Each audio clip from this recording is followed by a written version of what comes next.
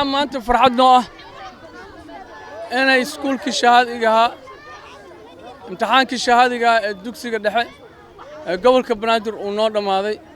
waxaa Ilaahay mahadiis ah inuu si noogu dhameeyay farxad leh oo aan ku guuleysanay dhamaadkiisii waxaa kaloo halkan aan rabnaa inaan ka sheegno in ay ka qayb galeen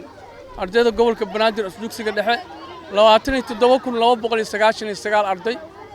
ay ku jiraan arday baahiyo gaar ah leh iyo arday kale oo dadka waaweyn ah oo ayagana special aan ka dhignay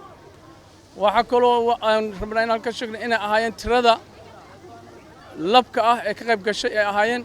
15392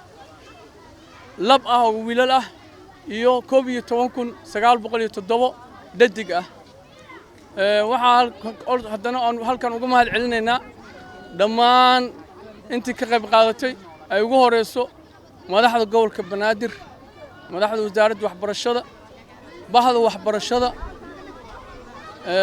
ardayda iyo macallimiintii suurto galiyay in ay dhacdo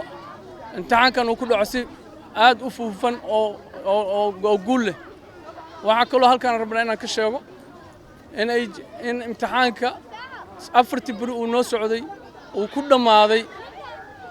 si aan wax shaqaaqad iyo dib aan lahayn inuu noogu dhamaaday ciidamada waxaan kaloo mahad rabaan halkan ugu jeediyo ciidamada booliiska ciidanka Soomaaliya ee booliiska oo aad ugu dadaalay inay nabadda noo ilaashaan oo ay si maaragtay guul ah imtixaanada inuu ku dhamaado noogu mahad ay ugu horeeyaan taliyaasha guud ee afarta qaybood ku xigeenada taliyaasha police stationada 17 degmo ee gobolka Banaadir iyo ciidankii kale oo la socday marka Ilaahay waxaan xamdigiis ah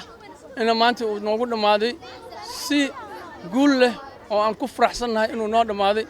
rabnaana sida ugu dhaqsaha badan inaan ku dadajino si ardayda imtixaanka qaadatay uga qayb galaan sanad dugsiyeedka soo socda inay u gudbaan dugsiga sare dhammaantood waxaan u rajeynayaa guul waxaan u rajeynayaa inay ku soo inay helaan maadooyinka ay qaateen inay helaan marks sare inay ka helaan assalaamu calaykum waraxmatullaah wabilaa tawfiiq